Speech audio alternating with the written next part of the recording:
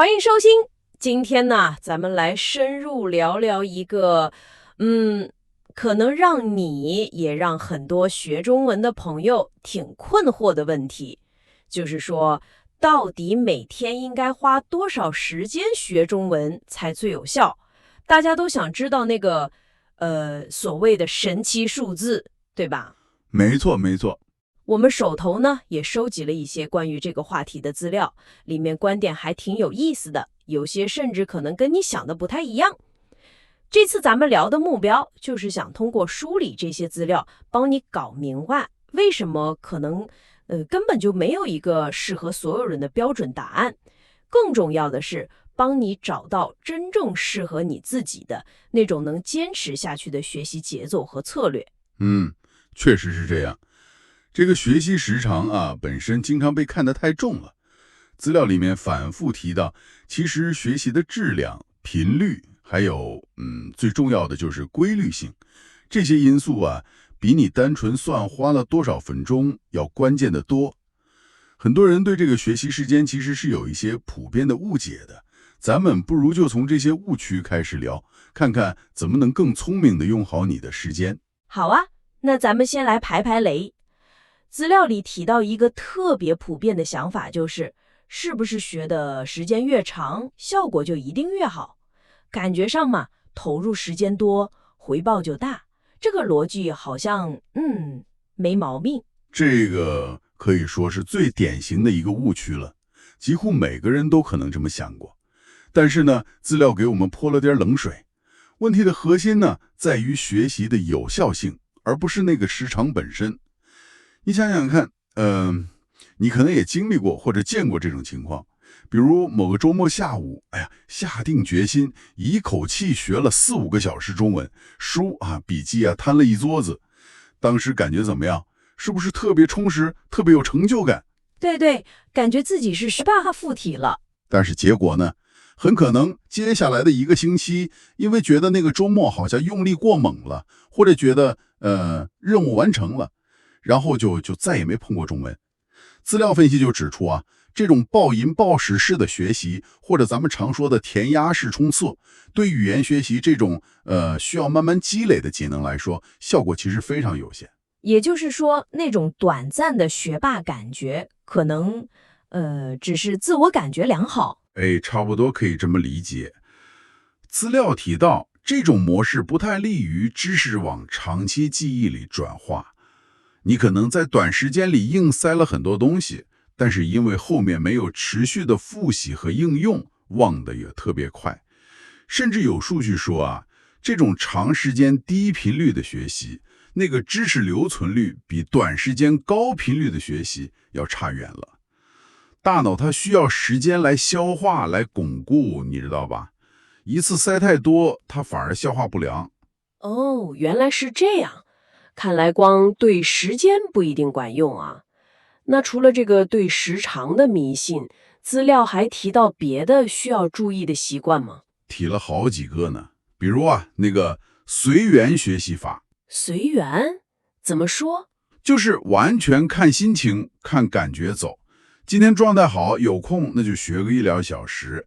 明天要是累了或者忙了，那就干脆不学了，完全没计划。这就导致学习过程断断续续的，不成体系。我明白了，这有点像那个办了健身卡，1年去不了几次，效果肯定不行。就是老话说的3天打鱼2天晒网。对，比喻特别形象。规律性对培养语感、巩固记忆来说太重要了。还有一个常见的坑，资料里也特意指出来了，就是喜新厌旧。许新厌旧，学语言也这样。可不是嘛，就是只顾着学新单词、新语法，觉得不停接触新东西才叫进步，完全忽略了对已经学过的东西进行复习和巩固。那结果可能就是学了忘了学，有点像咱们说的那个猴子掰玉米啊哈，掰一个丢一个。对，看着一路忙活，最后手里剩下的没多少。这其实就点出来一个关键，没有及时复习，新知识就像写在沙滩上的字，很快就没了。资料特别强调，学新的和复习旧的得合理搭配，哪个都不能少。我明白了。总结一下，就是说，别盲目追求一次学多长，要避免没计划、不规律，而且复习特别重要，不能光进不出。那好，既然不是时间越长越好，那到底学多久才算是足够呢？这个问题可真是，让人头疼。这确实是核心问题了。资料给的答案是足够这个概念，它非常个性化，没有一个绝对的标准，它取决于几个关键的东西。首先，你的学习目标是啥？你是想日常聊聊天，还是说要通过某个考试，比如 HSK， 还是想看懂专业文章？目标不一样，要求肯定不同。其次呢，你现在中文到哪个水平了？是刚开始，零基础，还是已经能聊得挺复杂了？对，不同阶段学习重点和难点也不一样，对吧？对。最后还有一个非常重要的，就是你个人的情况，比如你能保持多长时间的高度专注，你每天能挤出多少时间来学，这些都得考虑。这么说来，足够它不是一个固定的数字，更像是一个根据自己情况来的动态平衡。完全正确，说得特别好。不过呢，资料也确实给了一些基于普遍经验的参考建议。比如说，对于初学者，就是刚起步或者还在打基础的朋友们，资料建议每天投入大概20到40分钟的专注学习时间。20到40分钟，这个听起来好像确实不太难做到。那这段时间主要干点啥呢？在这个阶段重点应该是多听多读，先熟悉那个语音语调，掌握最核心的最高频的那些词汇和基本句型。目标是建立对中文的基本感觉，培养兴趣，不是说一开始就要学多少东西。那要是水平高一点的学习者呢？对于已经到了中级或者更高级水平的学习者，因为他们的目标通常更复杂了嘛，比如要提高口语流利度，要练习写东西，要看懂更难的文章，或者准备像 HSK 这样的考试。对，就是那个汉语水平考试。是的，那么呢，资料建议可以把每天的学习时间适当加到差不多1个小时到1个半小时。明白了，水平和目标变了，投入的时间也要跟着调整。但这听起来好像还是在说时长啊。咱们刚才不是说时长不是关键吗？问到点子上了。这里的建议时长，它更像是一个容器的参考。真正要往这个容器里装的是高质量的学习内容，还有你的专注度。而且不管你是在哪个阶段，资料都用了特别大的篇幅，强调了一个可以说是最重要的原则，那就是规律性。规律性。对，资料里有个观点，我觉得特别有冲击力。他说，每天坚持专注学习15分钟，1年积累下来的效果，可能远远超过你每周告一次闭关，学个3小时。哇，每天15分钟比每周3小时效果还好啊！这个确实有点反直觉，但仔细想想，好像有道理。15分钟全神贯注，可能真的比坐在那儿半小时，心里却想着晚饭吃啥、邮件回没回，要强得多。正是这个道理，关键就在于专注和持续。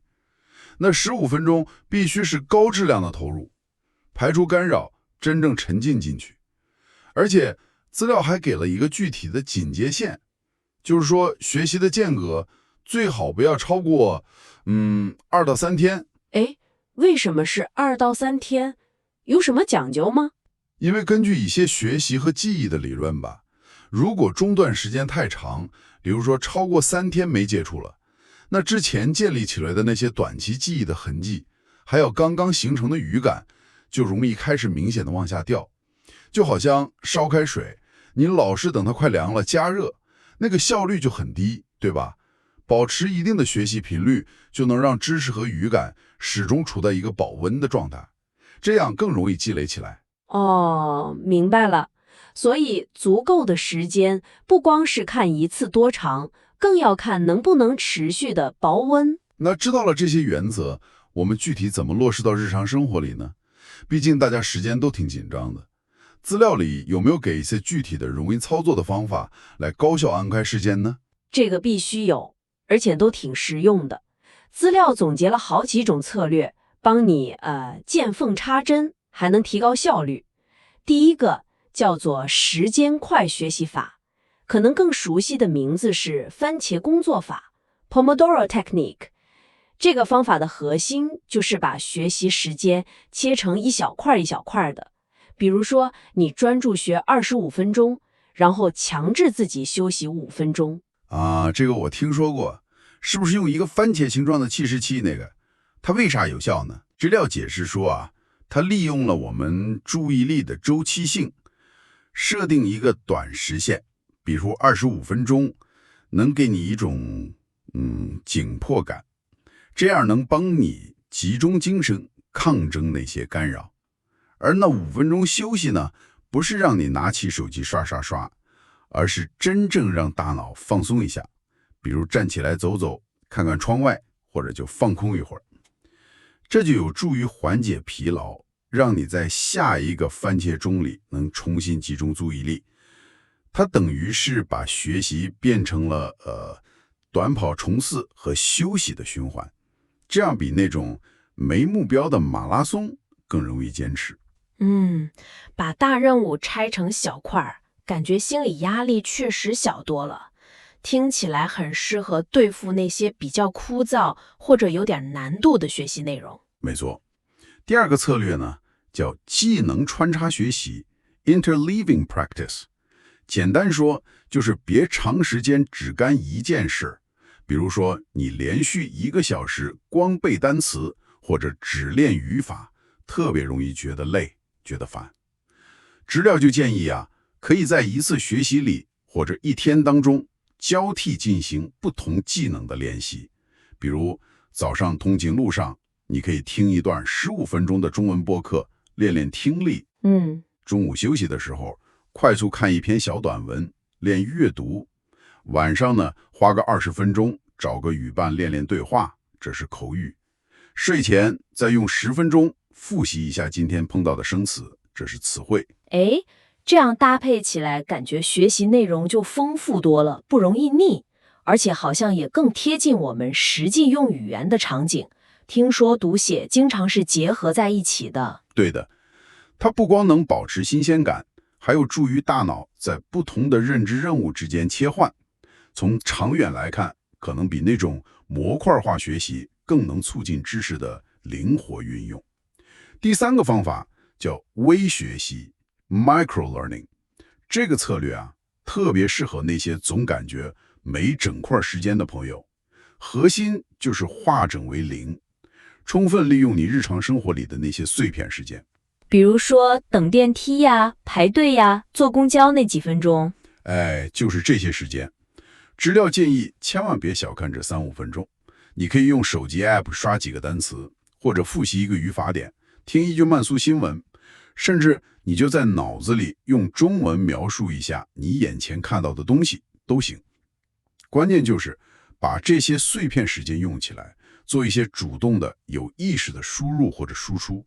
资料里有个比喻挺形象的，就像存零钱，每次不多，但日积月累也能攒下一笔挺可观的时间财富。这个太实用了，把那些不知不觉刷手机的时间转化成一点点学习机会，积少成多。对。第4点，资料强调要进行主动、短时、深入的学习。这个跟咱们前面说的质量优先是一回事。意思是，你每次学习，哪怕时间不长，也要给自己定一个清晰的、具体的、能做到的小目标，并且主动去完成它。比如说，你的目标不是我要学1小时中文，而是我要掌握这5个生词的用法，并且每个词儿造一个句子。或者我要弄懂这个把字句的结构，然后练习说出3个不同场景的把字句。再或者我要听懂这段对话的主要内容，并且能复图出来。缺求的是每一次学习都能有实实在在的收获，有深度的理解，而不是光在那熬时间。这个思路好，从完成时长变成完成目标，感觉更能驱动自己去学。最后一点，资料还提到了跟踪与反馈的重要性。不管你是用学习 App 的打卡功能，还是简单地在日历上画个勾，或者用个小本子记下来每天学了啥，学了多久，有啥感想，这些都能起到挺积极的作用。诶，为啥记录这么重要呢？因为它能让你清清楚楚地看到自己的付出和进步的轨迹，这本身就是一种很强的心理激励。当你看到自己连续坚持了1周、1个月，攻克了一个又一个难点，那种成就感会让你更有动力继续下去。同时呢，记录也能帮你反思哪些方法管用，哪个时间段效率高，这样你就能不断地调整、优化自己的学习策略了。确实是，看到自己一步一个脚印地往前走，感觉会很踏实。这些方法听起来都很灵活，而且更关注怎么学，而不是死抠学多久，感觉更容易融入咱们现在这种快节奏的生活。特别是那个微学习和番茄钟，感觉能有效地打破我没时间或者我学不进去这种心理障碍。好了，今天我们根据手头的这些资料，算是把学习中文的时间投入问题里里外外聊得挺透彻了。聊了这么多，要是让你用1、2句话总结下最核心的信息，会是什么呢？我想最核心的信息就是学中文它更像是一场需要耐心和智慧的马拉松，而不是那种靠爆发力的100米冲刺。所谓的足够的学习时间，关键真的不在于那个具体的分钟数，而在于你能不能做到持续的坚持，还有能不能保证学习的质量。资料追踪想传递的其实就是少量但是持续，目标明确，方法得当，而且包含了复习环节的学习，才能带来真正稳固的进步。时间长短这个事儿，它应该是服务于你的具体目标，你现在的水平，以及你能投入的有效专注度的。找到那个让你自己觉得舒服，能长期坚持下去的平衡点，我觉得这远比你纠结每天必须学满多少小时要重要的多。非常感谢这些深刻的见解。希望咱们今天的谈套能给你在规划中文学习的时候带来一些新的启发，让你找到最适合你自己的那个节奏和方法。最后呢，我们想留给你一个可以自己回去琢磨琢磨的问题。你可以审视一下自己目前的学习习惯，有没有哪一个小小的具体的调整是你今天或者明天就能开始尝试的。这个调整也许能让你的学习变得更有规律性一点，或者能帮你提升那么一点点专注度，哪怕它仅仅意味着每天能挤出额外的10分钟，进行一次真正高效的、不受打扰的学习。